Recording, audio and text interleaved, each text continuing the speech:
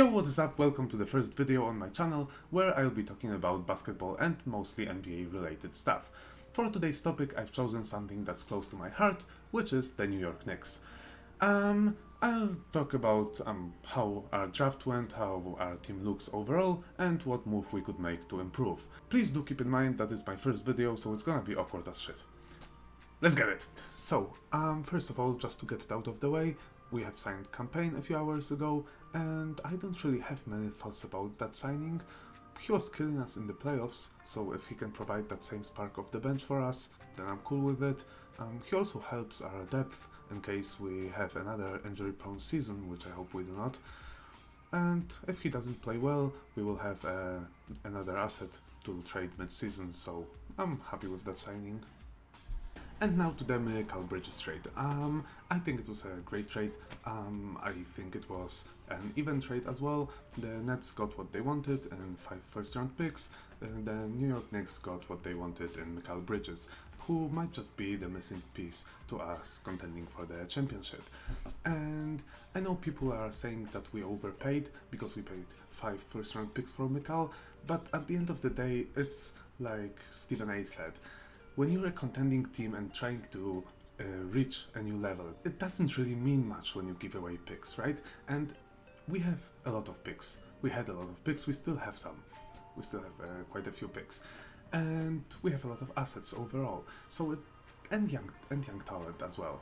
So it doesn't mean much for us to give away those picks if it means us getting Mikal Bridges, who might just be the missing piece for us contending for a ring.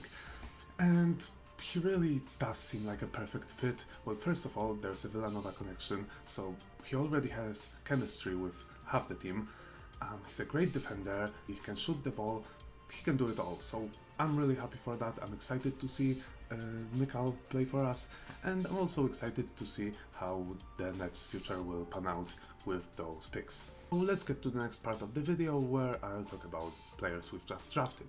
And starting off with the best player we drafted and my favorite is Kolek. So for the last year we've been in the market for a backup point guard, for a backup just playmaker, and we speculated maybe it was Malcolm Brogdon, maybe someone else, and well, then we traded for Alec Burks, who can't playmake. But now the search is over. We've got Kolek, a great playmaker. He's already 23 years old, so he's sort of an older rookie, but that's actually good because he's more mature.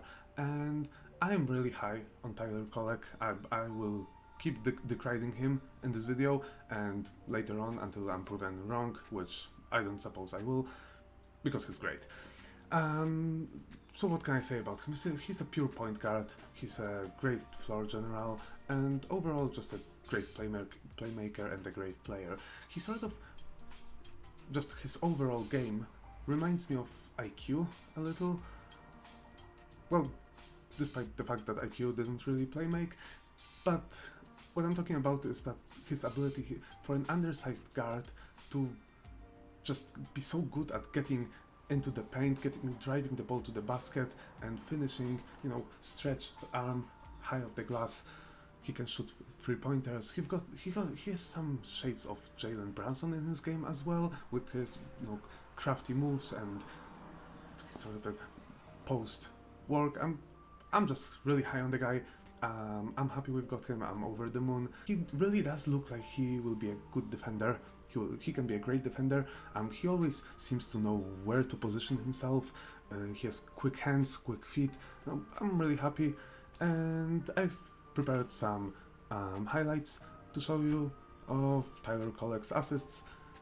Well, I've actually nicked them from a guy on YouTube, but I will credit him in the description. I hope he doesn't mind. So here are the highlights. Badly as we have the 5-minute mark to go here in the first half. Nice cut by and I think we've added some really good young guys in Teton, and we have to consistently do that. And I think that if we just focus on coming in every day working as hard as we can keep. He's not 40 years of age yet. Not 40, and it told me, he's a DC guy, so he was back at USL Arena when I was playing for the Bullets. 108. Yeah, I'm gonna run back and grab a sweater. It was 120 a couple days ago. My sneakers were melted. Dan, if you don't dunk it, nobody gets excited. Well, but maybe you get 2 points. Just hitting already in this tournament, drives like that create offensive rebounds. You have to take the body off the big to help. Wow, getting up high. Back to Williams, thought 3, takes it in, meets 2. And it's taken away again. Another Buffalo turnover. Kolek, who had the last assist, will give it to Joplin again. Marquette, 81-77 win over Colorado. Shot 62% inside and right at it. Cut it to single digits. 7.5 to play. 1 assist for number 11. Kolek, give it up. Pass. Uses the glass. Alright, next guy we picked was the young Frenchman Pacome Dadiet. He's 18 years old, and he's more of a project pick, but I'm really hopeful that he will be the guy that will fill the void. He's really gifted, offensively. He's a great scorer. He can score on all levels. He has, a quick first step. He goes to the basket easily. He loves to, score from mid-range, and for a young guy, he's really good at moving without the ball. I would say that his ceiling would be somewhere around Kevin Durant, but probably not, but ceiling wise, and floor wise I would say like Cam Reddish. I think that he will be an exciting player, and also he's more of a small forward shooting guard, but he's 6'7", so I'm hopeful that he will be able to play backup power forward for us, because we really lack a player who will play in that position. But yeah, I've got some highlights prepared, also stolen. I will also credit in the description. So here's Pacome Dadiet.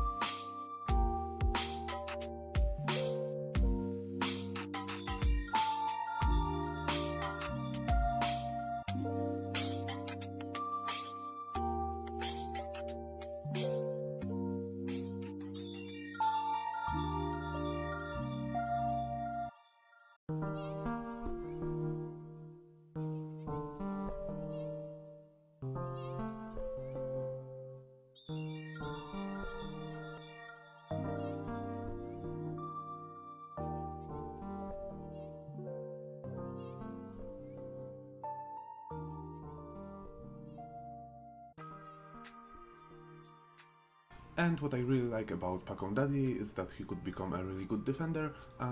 Here's a clip of him locking up Brandon Miller in Summer League. So as you can see, he gets over the screen, stays in front of Miller the whole time, doesn't get baited for a foul, forces a turnover. And the last guy that we drafted was Ariel Hukporti, and he's also an exciting player to watch because there's not many players like that in today's league. He's more of a prototypical 2000s center, where he can't shoot, but he's got really great post moves, really great footwork in the paint. He can power through the defenders to get to the rim. He's a great rebounder and a great defender overall. He's also really quick for a center. He's often the first guy on the fast break, and he sort of reminds me of a young, skinny Mitchell Robinson in a way. Not perfectly, but in a way. And as a third string center, I think that he will be really good for us. He's on a 2-way contract, so we'll see how it pans out, but I'm really excited for him. I think that, with the Mitchell Robinson injuries and sort of our lack of a backup center right now, which I will talk about in a moment, but Ariel Hukporti will be a solid, third center for us and a backup, if a need arises.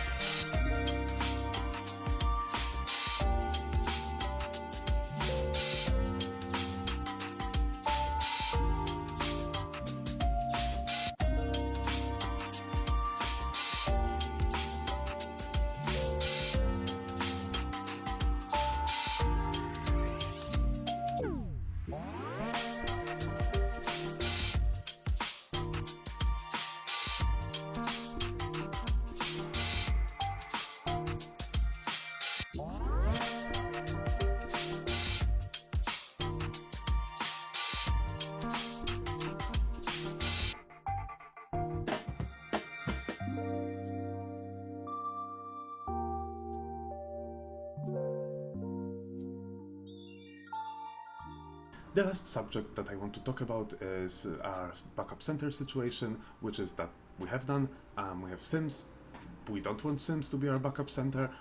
So there's a speculation that we will try and trade for Walker Kessler, which I would be really happy and excited about. He's a great player, he's an incredible defender, great shot blocker, and he's got a ton of potential. He's only 22 years old, he's on a great deal. I don't want to trade Deuce McBride in that deal like some people speculate.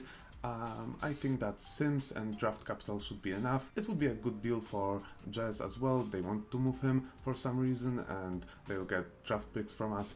I think that Kessler is, well, qualified enough to start, so having him as a backup center would be incredible, and we would feel really comfortable knowing that if Mitchell Robinson goes down with an injury, we will have Walker Kessler starting and Ariel Hukporti still as a backup. Yeah, so that would leave us with a rotation of Jalen Brunson, Mikal Bridges, OG Anunoby, Julius Randle, Mitchell Robinson, and then off the bench we would split the SG and PG minutes between Dante DiVincenzo, Tyler Kolek, and Deuce McBride. Then Josh Hart, power forward would be Pacome Dadiet and Keita Bates-Diop, and at backup center it would be Walker Kessler, and then also Cameron Payne and Terry Johnson and Ariel Hukporti. And I think that would be an amazing rotation. Well, we would have an answer for everything, we would have depth in case of injuries, and I'd be, well, pretty optimistic in our season. Yeah, well, so that's all for today. If you enjoyed it, please leave a like and leave a comment. Tell me what moves you would have made, what do you think about our draft picks and our current rotation and our possible rotation. And yeah, that's all. Peace.